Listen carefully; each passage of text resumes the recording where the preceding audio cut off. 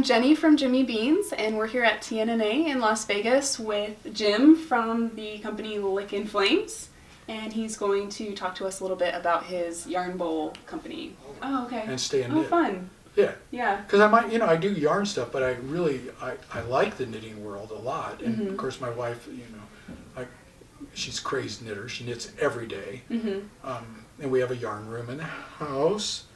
Of course. Yeah, it's beyond stash. Yeah. Yeah, and then, about 6 years ago or so, one of her knitting groups,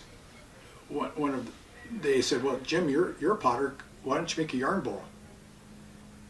Silly me, what's a yarn bowl?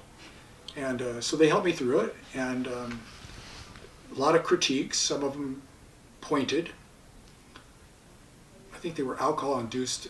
Anyway, they would help me, do these yarn bowls. So that's why we have this recurve shape, so the yarn It'll stay in there. stays in there. It doesn't flop out. And it's the right size for even bulkies, and I know the terms now. And super smooth. Yes, this clay is not smooth. Oh, okay. This clay is a disaster. But if you feel right here where the yarn's going to pull, yeah, that's because I sponge it one time when it's dry. And then after it's dried again, after you sponge it with water, all the little sand flecks raise up.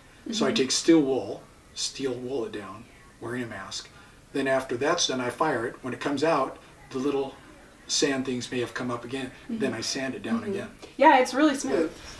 Raku came to the United States through a gentleman in England, Bernard Leach. Bernard Leach spent time over in Japan with a raku specialist back in the early 1900s, and he brought this process out from Japan, and then a gentleman named Paul Soldner here in the United States picked up on this technique and westernized it.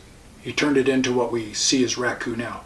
If this piece was done in traditional Japanese raku, it would not be black, because they did not take it out of the kiln and alter the glaze outside the kiln. They just cooled it rapidly. They took it out of the kiln, put it in water, and accepted whatever the wabi-sabi, the yin-yang. They just accepted that, famous with the tea ceremony.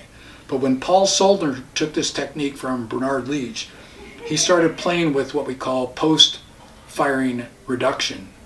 Because if you take this copper, this is all copper-induced coloring, and I don't put it into this can and reduce it, I'll tell you about that in a quick second, it will be a light green, be copper, but it'll be copper carbonate. All right? So when I put it into a can, I take it out of the kiln with tongs, I put it into a can, flames are going everywhere, everybody's going ooh ah, and I'm going, don't hurt yourself.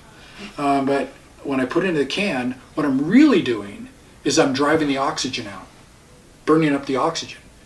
Close the can, no oxygen in there, it turns the copper from copper 2 to copper 1. At the same time, it's turning it to a copper oxide, and that's why it's copper colored.